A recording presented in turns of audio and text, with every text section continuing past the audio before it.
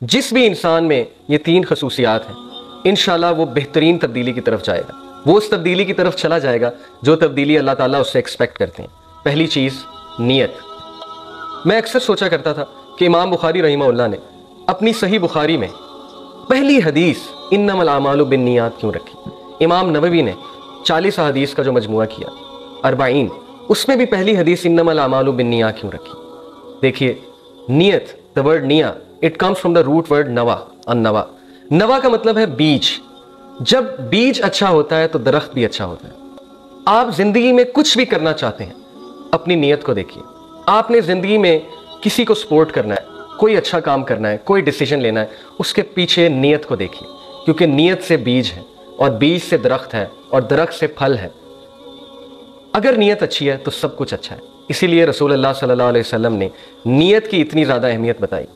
तो पहली चीज़, whatever you do in life, please check your intention, अपनी नीयत को देखिए। दूसरी चीज़, दूसरी quality, perception. What is perception? Perception कहते हैं सोच को, परसेप्शन कहते हैं ख्यालात को। किसी चीज़ को देखते हुए एक सोच बनाना, यानी कि मेरी क्या परसेप्शन है पाकिस्तानी मुआशरे के बारे में, आपकी क्या परसेप्शन है दीन के बारे में, आपकी क्या परसेप्शन है अल्लाह सुब्हानहू व तआला के बारे में। ये परसेप्शन है, यानी एक सोच।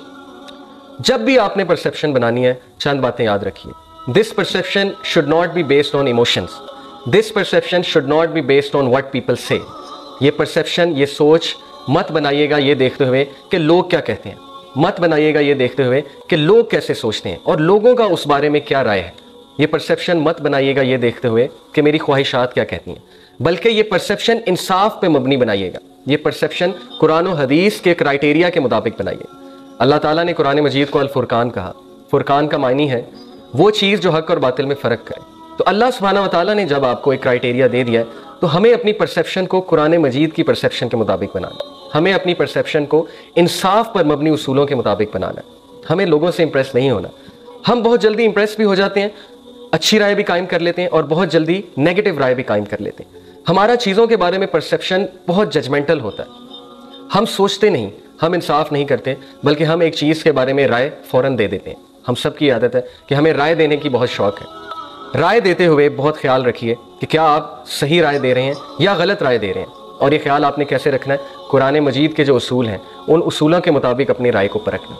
तीसरी क्वालिटी, रिफ्लेक्शन। रिफ्लेक्शन का मतलब है तदब्बुर करना।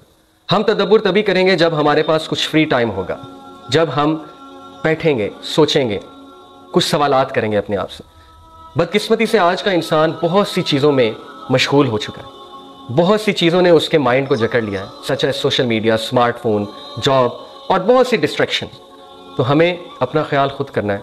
हमें खुद टाइम निकालना है कि हम अकेले बैठकर सोचें कि मैं कहाँ जा रहा हूँ, मैं क्या कर रहा हूँ, मेरी ज़िंदगी में कोई अच्छी तब्दीली आ रही है या बुरी तब्दीली आ रही है। ये 3 क्वालिटीज़ को आप अपने साथ रखिए, ज़रूर आप लोग उस तब्दीली की तरफ चले जाएंगे जिस तब्दीली का हमारे से एक्सपेक्ट किया गया। क्या वक्त नहीं आ गया कि तुम अब तब्दील हो जाओ?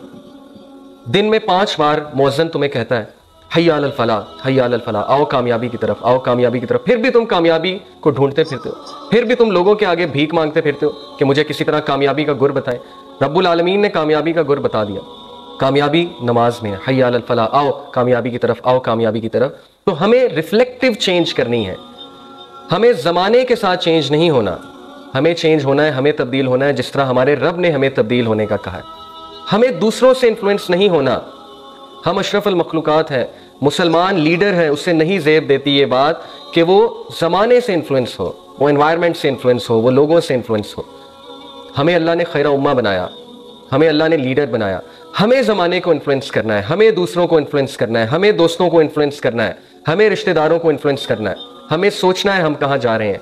हमें ये सोचना है कि क्या हम ज़िंदगी उस तरीके से गुजार भी रहे हैं जो अशरफुल मखलूकात को ज़ेब दिया करती है, या हम ज़िंदगी उस जानवर की तरह गुजार रहे हैं जो खाता है, पीता है, जीता है, सोता है और उसके बाद जो है वो मर जाता है।